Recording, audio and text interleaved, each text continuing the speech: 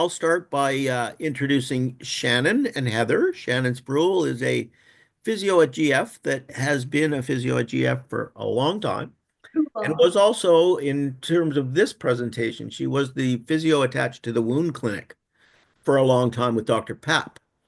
Heather, I've only met Heather just now physically, or not even physically, just Zoomy.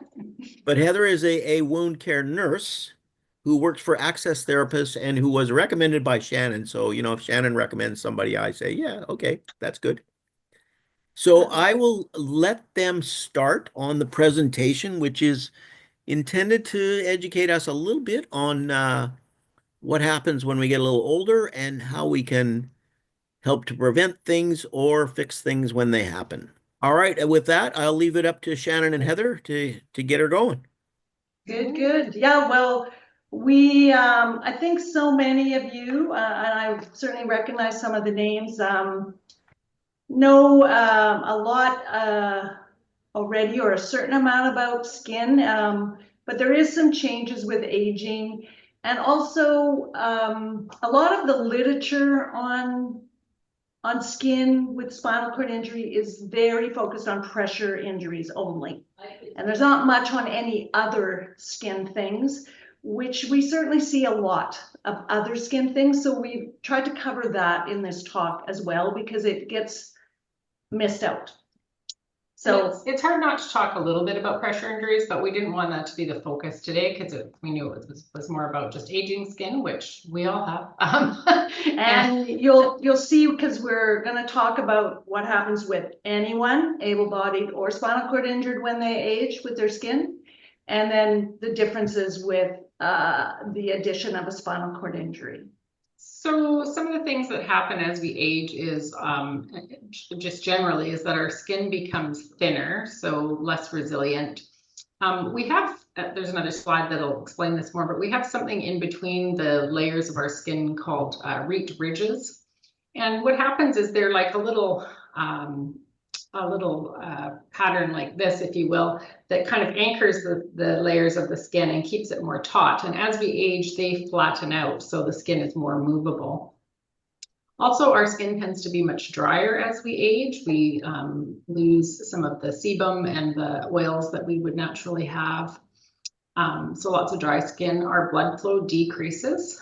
And our capillaries, because of that, our capillaries become more fragile, so more susceptible to injury. Something that, we would have done at one point can cause a bruise or cut more easily as we age.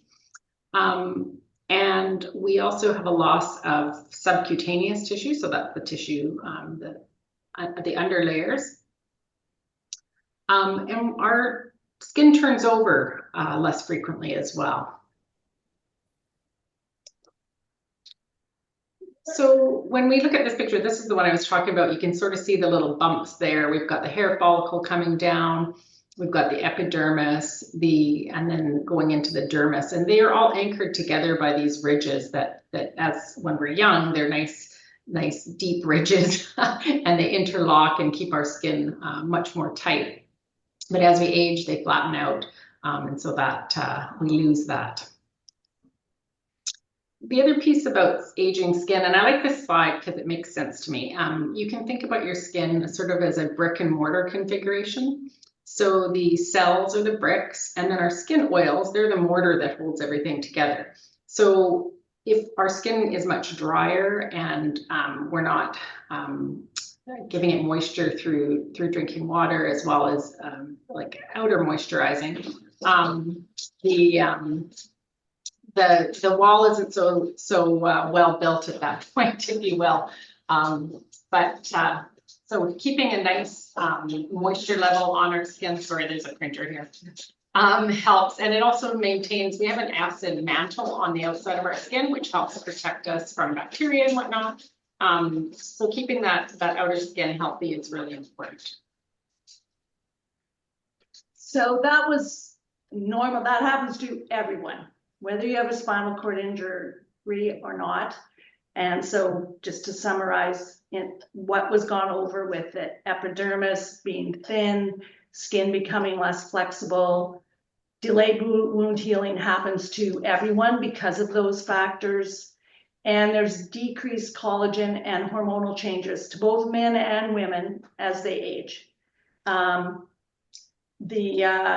With the spinal cord injury, you have more thinning skin over weight-bearing areas that aren't maybe as normally weight-bearing areas because of seating, using your elbows, your wrists or hands. There's loss of elasticity at a higher rate because of those things. Certain areas are at risk of breakdown, of course, because of loss of sensation, loss of body mass and muscle mass because of paralysis. And then depending on whether you walk or sit, but a lot of people are in chairs a bit, your posture and functional strength decreases. And so that can, again, put you at risk for skin problems because of pressure and the thinning skin and that weight bearing causing redness, shear, or a pressure injury. The other, I'm just going back for a second. The other part of it is we talk a lot about collagen. So collagen is a really important factor with our skin, and as we age, it decreases. So it starts to decrease in our 20s and 30s, and it's typically about 1% a year that it's decreasing, with a dramatic drop, sadly, after 40, which seems really young to me. But collagen is really important, and I think you'll see if you go to health food stores and that there's lots of products where they're promoting like collagen drinks and whatnot. I'm not, I mean, I don't think they're a bad thing, but I'm not sure that they can truly replace the, like, I think they're offering more than they can actually replace. The other thing is we touched slightly on hormones, and so estrogen is supports collagen function, and again it decreases as we age, and then so the collagen does as well. So and that happens in both men and women. So wounds, a wound is the breakdown of the protective area, the layer of the skin, and it can be related to a pressure injury. It can be shear. It can be from hot and cold. It can come from inside, not just from the outside. So that's an important thing to consider, which we'll touch upon later. And as you age, cardiovascular issues become more prevalent. And with a spinal cord injury, it's sometimes more difficult to pick up on some cardiovascular issues because you don't have the same sensation that able-bodied people do that might warn them to go get something checked out. So there's a whole array of things that can cause wounds, and we'll touch on all of them briefly. The pressure injuries, I think most of you have heard of them. They can be very catastrophic, with starting from a stage 1, which is just a red area that doesn't go away often over a bony prominence, but can be on other areas. They can go all the way up to, stage 4 wounds that may require surgery or something more significant. And the reason we break up wounds and pressure injuries is because pressure injuries really are their own category. They are described differently. They have a staging system, as Shannon was just talking about, which we don't use with any other kind of wounds. And also for a lot of us, medications change as we age. So things like if you need to be on a blood thinner or some kind of a steroid, things like that, they can really affect our skin negatively. So other skin issues, and you don't see this much in spinal cord research, but we certainly see it in the wound clinics that we go to. Heather actually helps Dr. Papp at the WorkSafe BC wound clinic, so spinal cord wound clinic. So she sees a high variety of spinal cord specific wound and skin problems. So you can have various types of dermatitis, which is just redness, can be related to products that are put on the skin. And maybe Heather, you should go over these more. Did you see those more? So dermatitis, which we will show some photos after, dermatitis is a skin condition that, yes, it can be brought on by something topical. It can be from inside as well. And they often require some type of oral or topical treatment. We use the term fungus or yeast is the other term that I use.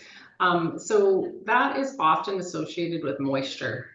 So you've got an area and it could be somewhere like, you know, if you have I don't know, if you have less mobility in an arm, say, and your axilla or underarm area is tight, heat, moisture, darkness, they are the perfect breeding grounds for yeast. And then once the yeast develops, if we don't treat it, then that can lead to open skin as well. Burns, we see a lot of burns, especially with people who are insensate. Like, you know, you put something down on your lap, you don't realize it's hot. So burns can be an issue.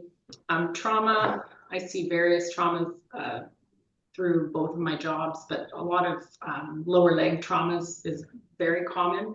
And that skin tends to be quite thin and very vulnerable if you can bang it.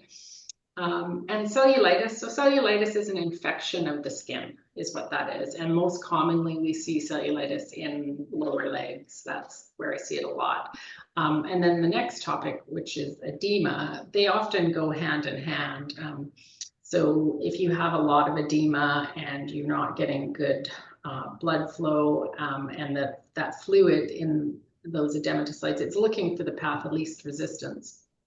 So you end up with small little openings, and then it's just a kind of a cascade from there where you get an infection. I put this link in. Shepherd is a big spine center in the US, one of the biggest one. Craig and Shepherd are the two big spine centers, and they have a lymph and edema program. This is something kind of new, so this is in the new category, and you can go onto that link. It's very interesting, and we're trying to get the training in this area to be able to offer it to people, and it's for treating lower leg edema. I'll talk about it a little later on. These are just some quick facts about wounds, and have of all of you, I mean, I'm not going to do a survey, it's hard on Zoom, but most people will have some kind of skin or wound problem, people with a spinal cord injury, sometime during their lifetime. And the cost of a really serious wound problem is huge. Like a huge pressure injury that needs a flap surgery, or you know, down the road, maybe amputation or anything like that, will cost, you know, like they said, 170 to 350. Well, that's actually million, but it costs about $200,000, I think, is what the research shows for a big surgical wound that needs repair. A stage 4 that's required surgery, and then all the follow-up with it. And the other part of this is, of course, the cost to the person, right? Because you lose quality of life, you lose time from work. You know, I think the personal cost is really awful too. Huge. You know, all the things that go with it. And it's one of the most common, considered the 3 most common medical complications that require admission to hospital are UTIs, wounds, and pneumonia. And like Heather said, the impact on people's lives, to work, school, overall other health, psychological health, and if you're having to be in bed because of it, or limit your time up, and then time having to go to appointments, get new equipment or treatments. it just is a real impact on people's lives. So why are people with spinal cord injury more prone to developing skin issues? So there's a few reasons. So muscle atrophy, that decreased cushioning that our muscle provides over our bony areas. So the most common that I see is sit bones, right? You don't have that musculature there anymore, or it decreases over time. And so those bones, our sit bones, they're very pointy, just with no protection underneath them. And so they are a big problem. One of the things, and we struggled with this term here, is obesity. So obesity can not mean necessarily your overall actual weight, but it can just be attributed to abdominal girth. So if you've got a wider abdominal girth, that can lead to greater pressure on those vulnerable areas. And that abdominal girth is how they're now. They used to try to go body mass index or BMI to try to measure, you know, health, like what's a healthy weight.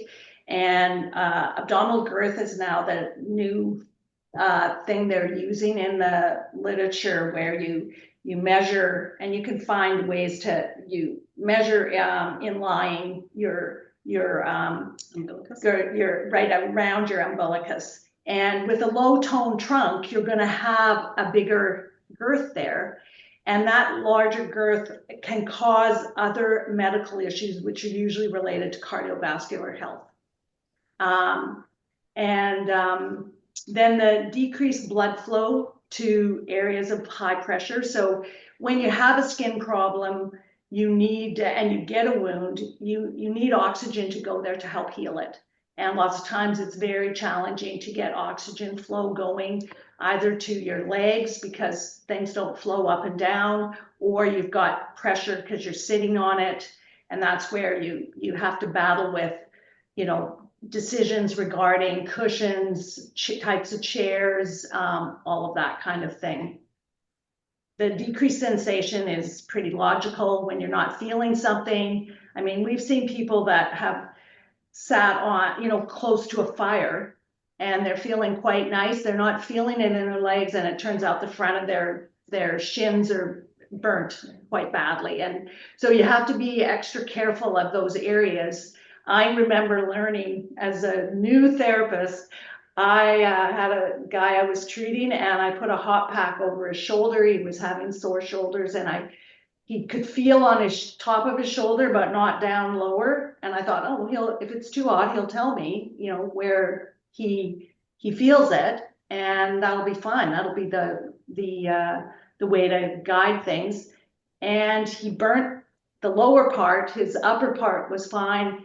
And so the area that does not have sensation, does not have the same blood flow, and can more quickly burn. And it's really important to be aware of that. So what to do to prevent? So we always, and this is not just in areas of pressure, but one of the things I really preach in my job is checking your skin. Even as somebody with not a spinal cord injury, if you are a diabetic, I just tell people, check your feet every day. I know it sounds silly, but like sometimes you don't see things, right? Could be a little pebble in your shoe, things like that. So checking your skin and checking areas of pressure every day, making those regular position changes to avoid skin injury. And looking at your skin for changes in color, in moles, like something like if an area of your skin has all of a sudden darkened for some reason and there's not a logical explanation, those are all signs that something's going on. Our skin is our biggest organ, and I think a lot of the time, so I know myself, we abuse it.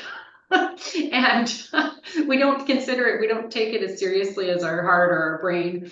But it's super important, and it'll actually tell us when something's wrong. So we need to listen to it. And our mothers always told us, use sunscreen, drink fluids. Those are really important as well. Especially sunscreen nowadays. You know, even on a day when it's not obviously super sunny. Like I think the UV rays in that are much stronger than previously, so we're all at risk. And then of course checking your equipment. Yeah, and that's anything you are on and using. And I've often told people, you know, seating problems and postural deviations that can happen over time happen super slowly. And the thing to do, I feel, is take a yearly picture of yourself in the posture you're in from all sides. And if that's hard to do, then when you're getting out of the shower, take a look and just seeing, you know, the canes at the back of your chair. Is one cane you know, can you see one cane way more than the other? And if you catch things earlier, that's the way to, you know, then you want to go and try to get that looked after, so you don't, once you start falling to one side or the other or forward with your head, gravity will slowly make it worse over time if it isn't addressed. So when we talk about prevention, we touched earlier on moisturizing your skin. So one of the things that people probably don't think about a lot with moisturizers, there's different categories. So the three sort of most common ones are what we call humectants. They're our go-to hydration if we can. They pull moisture into the skin. So like Glaxol-based moisturizers would be a humectant. There's emollients, and you can think about this in the way that it's promoting a skin barrier restoration and surface softening. So those are glycerin-based products, and we can later at question time I can give you some names if you want. And then the third type would be occlusives. And that creates a barrier on top of the skin and seals in the moisture to prevent water loss. So those are your silicones and lanolins. So not all moisturizers are created equal. So kind of looking at those and sort of thinking about what you need to do for your skin. Shannon did talk already about heating pads, space heaters. The other thing I've had people show up to our clinic with burns is from heated seats in vehicles. That's they can be quite hot. Prevention of lower leg issues, wearing compression socks is a great idea, even if you don't have a huge amount of edema and you think, I probably don't really need them. Most of us as we age could benefit from compression socks. So, you know, not especially if you're flying or if you're spending a lot of time sitting. Like I know as a nurse, I often wear compression socks for work just because, you know, your legs are down, like dependent all day. And then diet and vitamins, like making sure that we are feeding our bodies with the nutrients that our skin needs to replenish itself. This is just yeah, we didn't want to go. We don't want to get much into the stages. Yeah. You can ask questions after if you have some more, and we have some pictures at the end, but we don't want to inundate you with too many pictures. But pressure injuries, and it's just those get staged. And with pressure injuries, one thing to note is we never backstage. So if you've had a stage 4 pressure injury, we would always term that as a healed stage 4. And the reason we do that is because that area is for the rest of your life, it's going to be much more susceptible to another wound there. So one of the things we look at with wounds, and this is kind of where we put on our magnifying glass, is looking at a wound and trying to figure out what was the cause of it. So, you know, that one at the top, that's a kind of a classic pressure injury. It's very round, it's clean edges. The other two wounds, one at on the left of your screen would be more a friction type injury. And we see those often with slings, yes. People pulling slings out between legs, I mean, that's a super common one, but getting just some kind of friction along their skin. And then the other one is a combo. Of course, there's obviously pressure there, but when it is a bit of a misshapen wound, that is shear and friction. So it might be people sliding, having spasticity, a transfer. So it's obviously a combination. Yeah. And shear is the worst type of pressure injury because it tears all the tissue underneath and all the blood vessels and that. So those are typically the worst ones to try and heal. And there's often a lot of undermining, so they can be tracking. So the wound is not just that, it can go under for quite long distances with a shear wound. So again, we talked about this a little bit, but characteristics that can help determine the cause. If we know that the wound is fairly round, for example, and the edges are fairly defined, the peri wound or the skin around the wound is pretty healthy, that is telling us it's kind of a classic pressure injury versus a different type of skin problem. So we just saw this picture. Yeah. So dermatitis, we touched on that. So this is a typical example of dermatitis. You getting a raised, very diffuse area typically. It can be anywhere on the body. It can start off as just some redness and then develop into open sores like you see on the right hand side of the screen there. And usually with this, we are having to put something topical on it to try and treat it. And also figure out like what caused that dermatitis. Is it an allergic reaction to a product? Is it something new that's been introduced into your lifestyle? But dermatitis is just that infection of that top layer there. And often we see, I know at the wound clinic, it was related to something topical being put on that it shouldn't be put on. And when you don't have sensation, it is difficult to communicate that something isn't feeling great until you go and examine the skin. Sometimes one of the things I would see sometimes is people get very creative with either wound care products or skincare products. And there's a lot of what I call mixing and matching that go along. And sometimes these two things should not mix. So that can be a problem. And then cellulitis. I mean, cellulitis is a typical, it can happen with prolonged edema in the lower leg, and it is coming from the inside. So you've got a bunch of fluid that's been sitting there for too long. That fluid can get infected, and then you have a red hot leg, and then a wound can burst open. And sometimes it's been festering there for a long time, and we've certainly seen numerous people that have ended up having to have amputation because it just was too infected. So any kind of lower leg swelling really should get addressed and try to keep at bay. And there's challenges when you've got paralyzed limbs. So you want to try to keep that lower limb edema controlled as much as possible. And I know that the garments they have are not the easiest to put on and off, but there are custom ones with Velcro, with zippers, with, some options that could be looked at. And even the ministry with a prescription will fund custom compression. So another category of skin issues is what we call moisture associated skin damage, or MAST for short. And that's a condition, and I found this picture that shows a lower leg and a heel.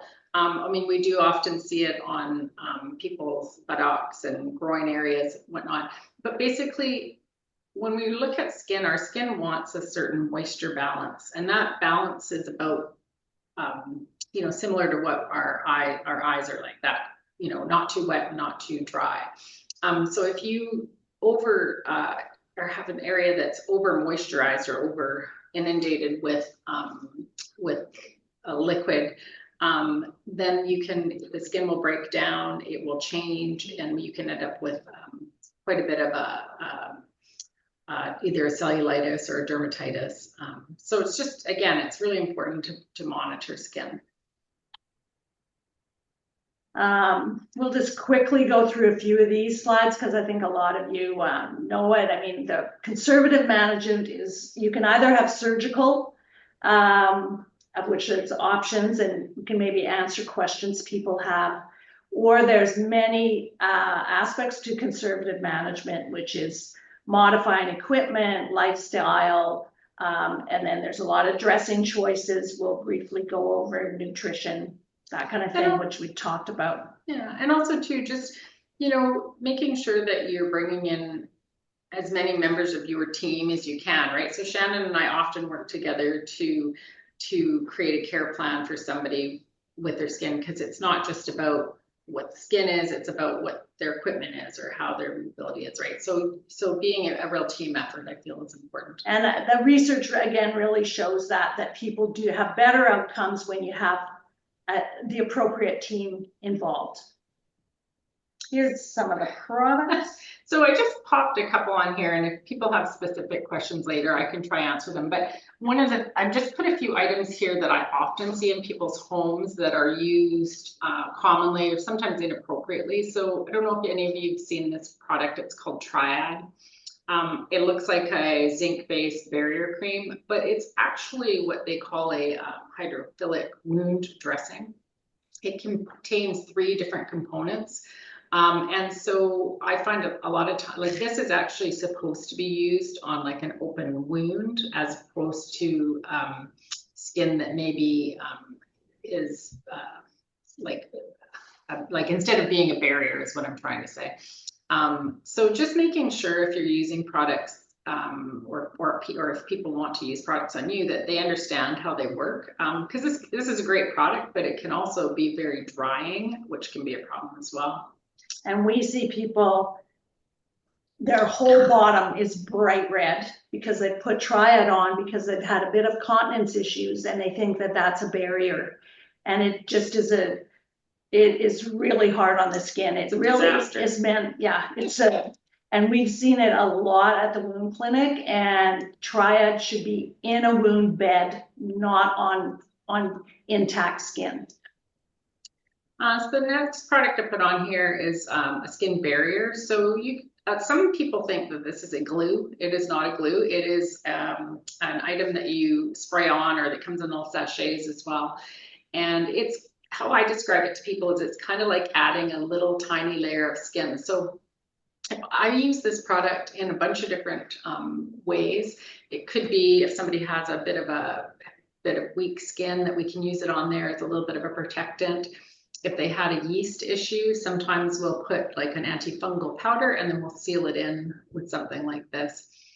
So it's a product that I see a lot on people's shelves. And again, I think a lot of nurses think that it's a glue to hold dressings down, but it's not. And then this is just another product. I'm sure you may have all seen something like, this is a silicone-based dressing. There are many on the market.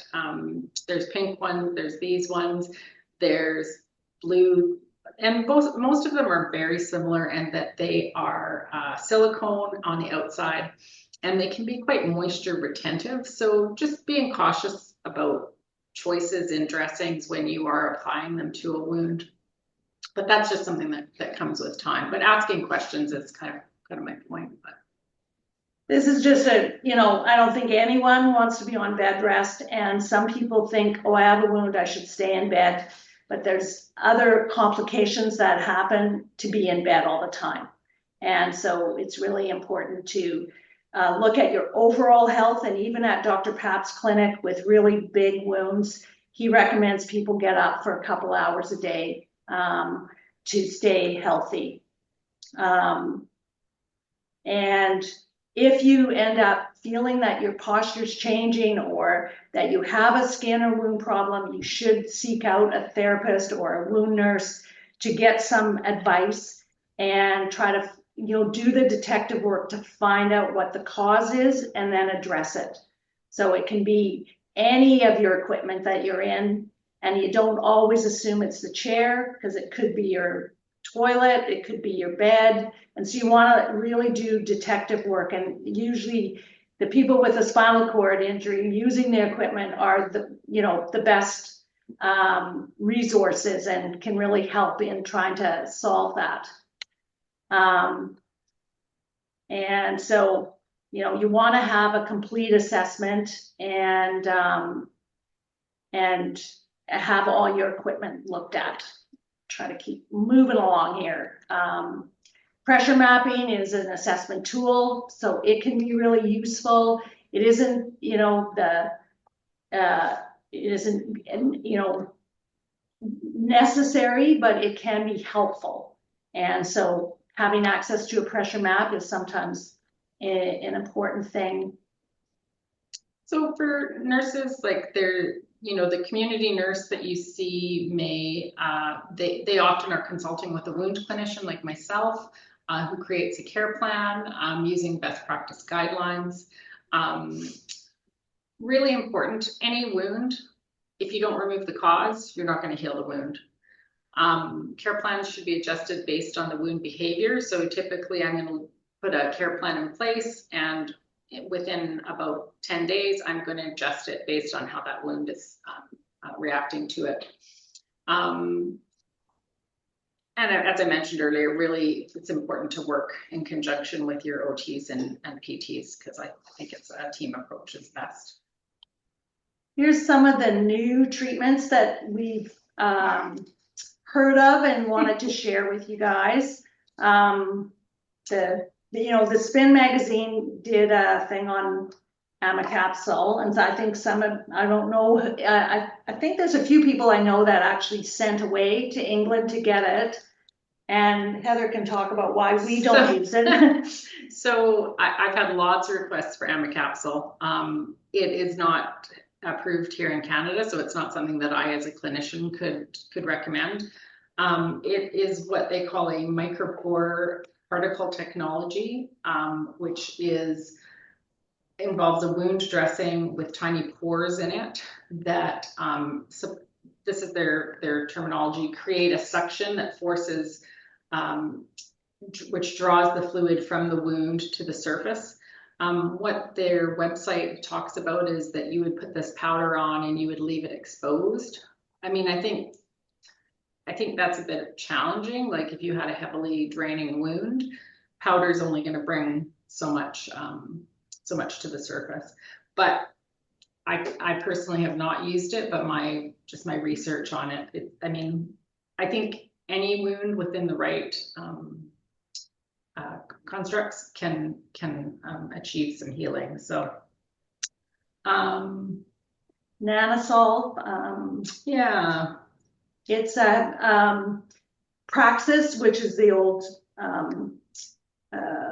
Rick Hansen Institute, has worked with a group from Alberta, and it's a little cream. It is available, and I think you can even buy it at Shoppers. yeah. And it's so the premise of Nanosol is that it's to reduce inflammation and provide a broad spectrum antimicrobial treatment. And we have what's called biofilm a lot of the time in wounds, which is like this kind of invisible coating that can get on wounds, especially after they've been open for a while. And it is supposed to help penetrate that and give protection to what we call the matrix, which is basically our skin structure.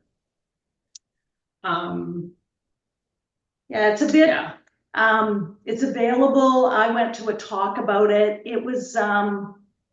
The talk was a little bit like we can solve everything kind of thing. And, you know, I think I tried it on a little cut I had on my hand because they gave me a sample, and it's just, I don't think it's been used enough, but it is available. And I think for small cuts and things, and it's supposed to be quite good for if you have herpes too, simplex, like you get cold sores. It's supposed to be good for that. But I think like any new product, it takes a bit of time to understand exactly how it works and what conditions it works best in. I don't, as a wound clinician for the last 14 years, I don't find there's no magic product out there, right? It's a combination of the right product, the right conditions, taking away the cause, and health, right? All those things work together to create to heal a wound.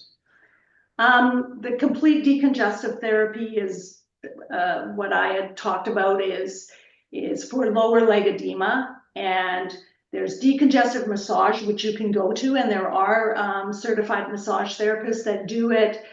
We're trying to get into the training of the therapy that they're doing at the Shepherd Center, and it's wrapping legs, and these are for really, really swollen lower limbs.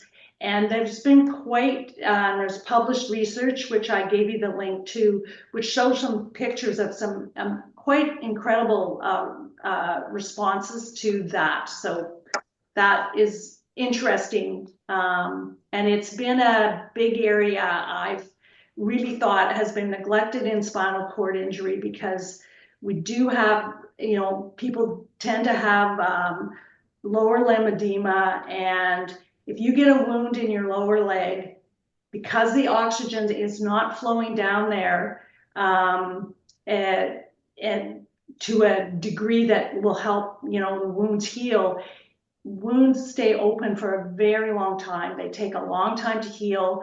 And then while they're open to infection. And then we have seen in the last 5 to 10 years, a real increase in amputations. Yeah. And so it's a concern we have, so the toes, lower legs really have to be watched. It's easy to smash your toe into something against a wall, and it's important to keep the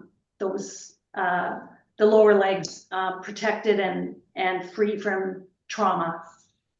And the last thing we put on here was, I don't know if anybody is familiar with this product called InterDry. I really like it. It's it's like a fabric. It comes on a roll. It's great for many uses where you have a risk of moisture associated skin damage, so groins and different spots.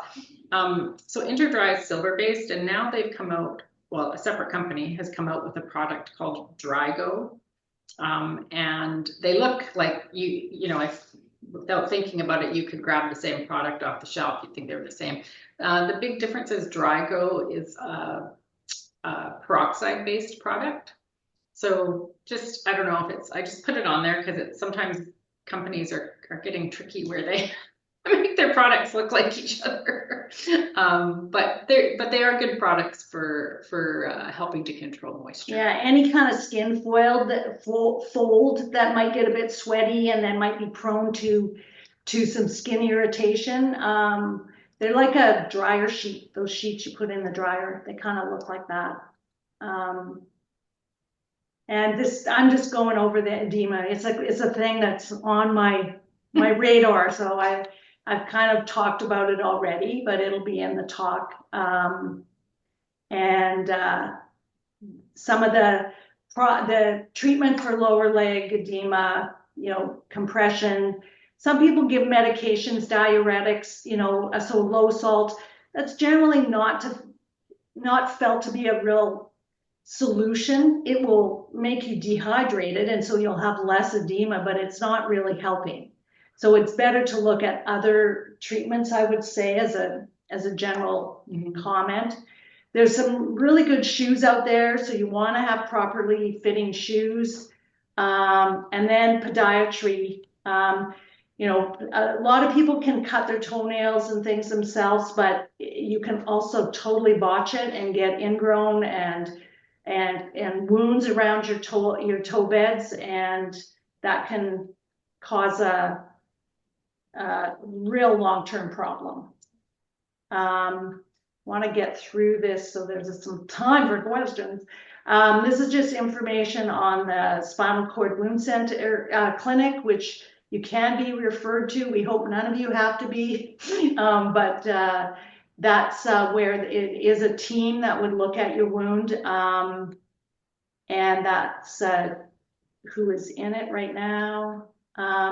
But if you have a skin problem, you always can contact your local health unit, and they should have access to a wound nurse.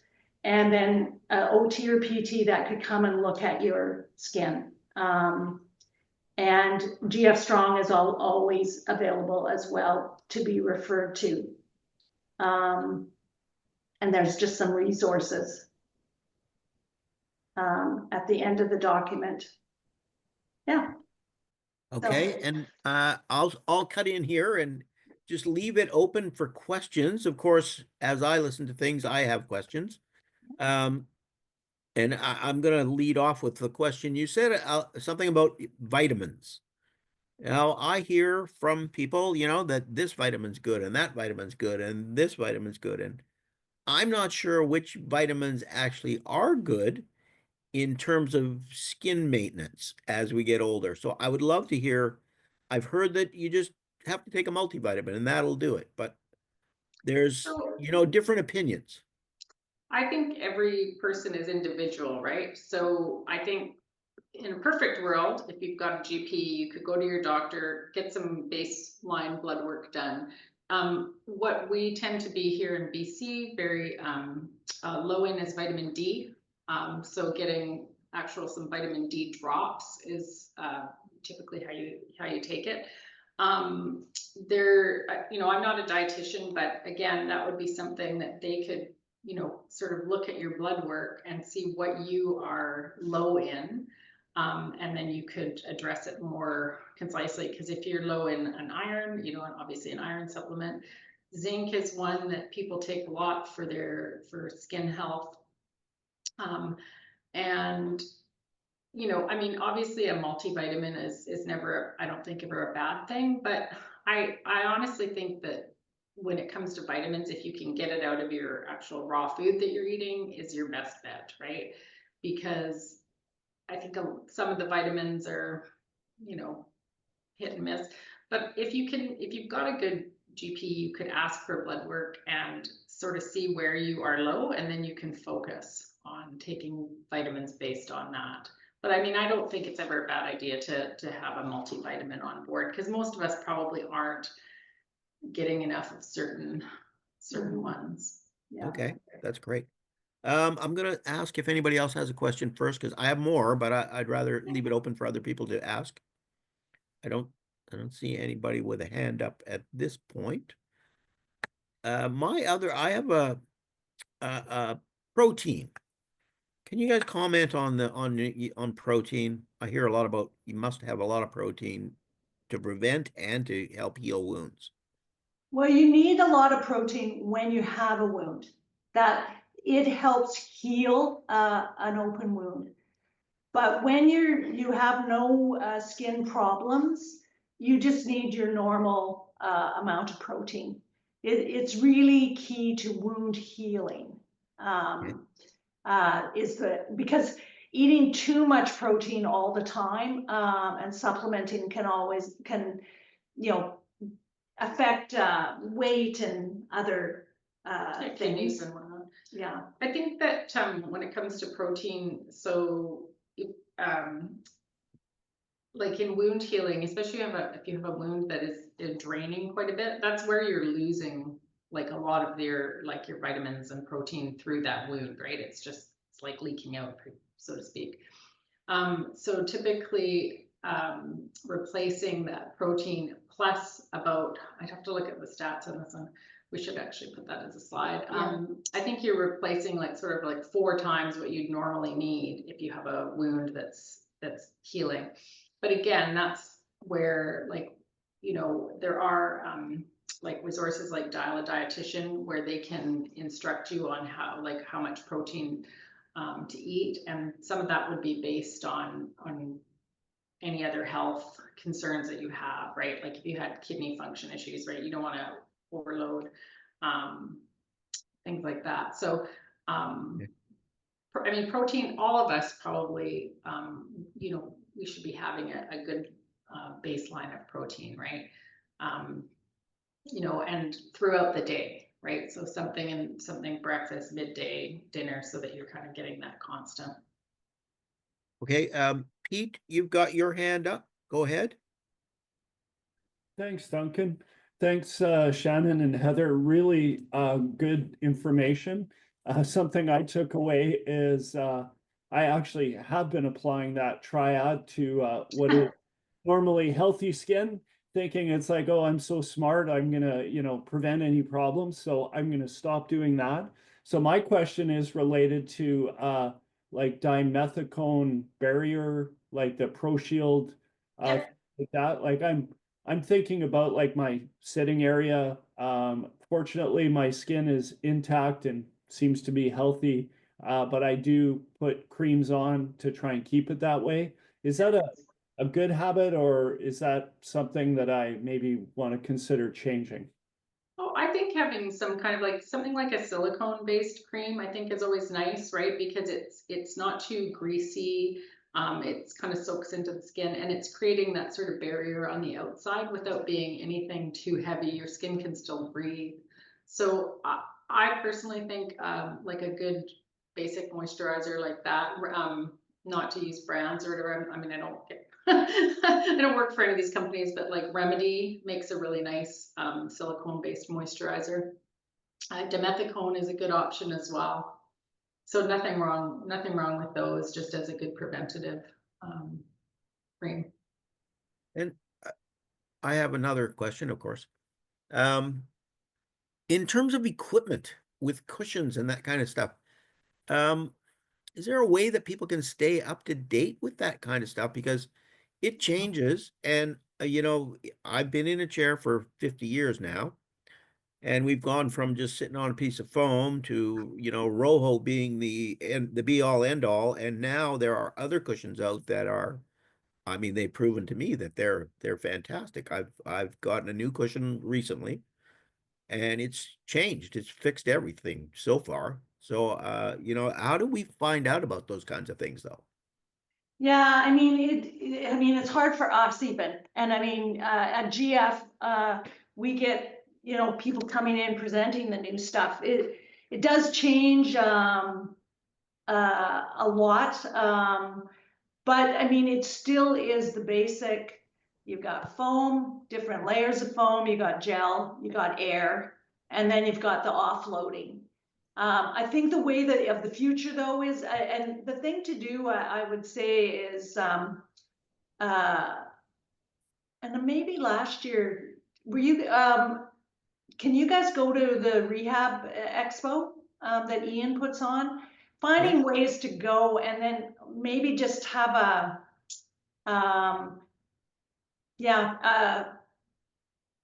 I'm trying to think of the best way to see a lot of them because it's a lot of work to stay up to date on it, I must say.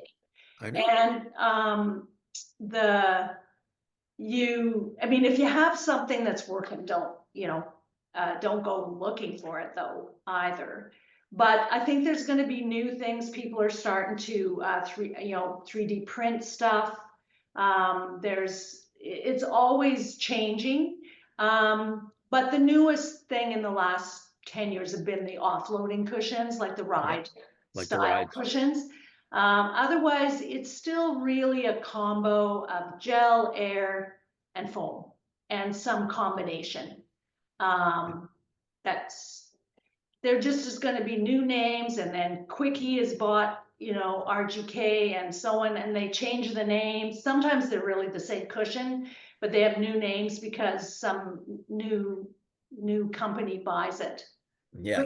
Quickie's buying the world, actually, is right now. Is kind of what's happening. Yeah.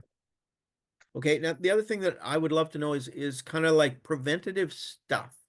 So, not everybody has edema now, but are there things that they could do to prevent getting the kind of stuff that we get when we get older, and maybe to prolong the elasticity in our skin and those kind of preventative things? Yeah, I mean, some of the preventative stuff you just can't as you age. None of us, and that's able-bodied, that's spinal cord. Yeah. I mean, there's always some talk about could you go on hormone replacement therapy? I mean, all of that is still in discussion.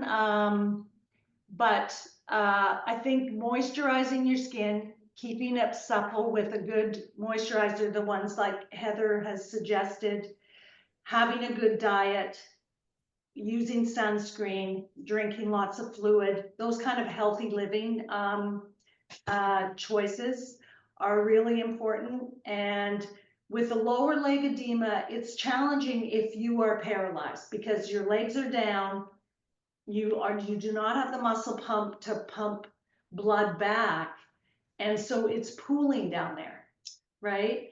And what I tell people is, if you know, and there are a lot of people that their lower legs are pretty good, and when they go to bed at night, you know, the whatever fluids down there goes in their, you know, night drainage bag, or they cath it out, or however they manage their bladder, and in the morning their legs look pretty good. But if at all you notice, you know, it's actually not quite as good anymore, you know, I would suggest people consider just at least starting with light compression, or have an assessment for custom. And then you can get your legs measured, and you get it actually fitted, customized for yourself. Like even Fantastic. starting with something like, so with compression, like regular compression socks, you know, it comes in gradients, right? So an over-the-counter one that you can buy anywhere is 15 to 20 milligrams mercury. Then it goes 20 to 30, 30 to 40, typically being the highest, which are quite rigid. One thing to note though, if you have a lot of forefoot edema, so like I see sometimes people where they've got quite a skinny leg and then all their edema is in their forefoot, our conventional compression stocking is not going to do anything for you. You don't even waste your time. I mean, it's better than nothing. I shouldn't say that. It's better than nothing. However, that's where you want to maybe go to a pharmacy that does actual fittings, where you can get, like I just put a client of mine into like a wrap style garment that focuses on the foot piece. And then once you, the other piece is sometimes people will need to actually be wrapped with something called Coban.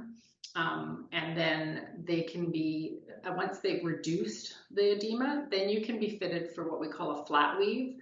And flat weave garments are much different in that they don't have that, You don't have the word circumference, that's right. Yeah, so they stay tight. So when you put it on, they're the ones that typically come with a zipper to apply them. They don't move once you put them on. So compression is a whole, like, it drives me crazy in some ways, but it's a whole different world.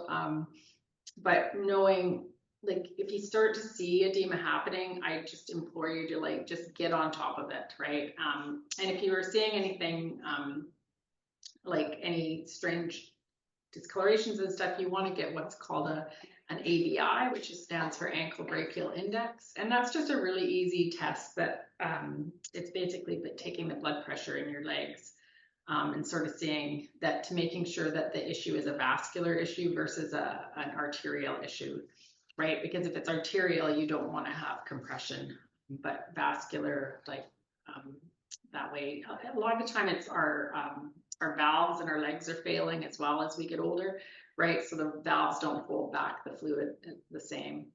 But yeah, I just think if you can, like, just getting, you know, you can get light compression that just looks like a sports sock, right? Actually, I've used Tuba Grip.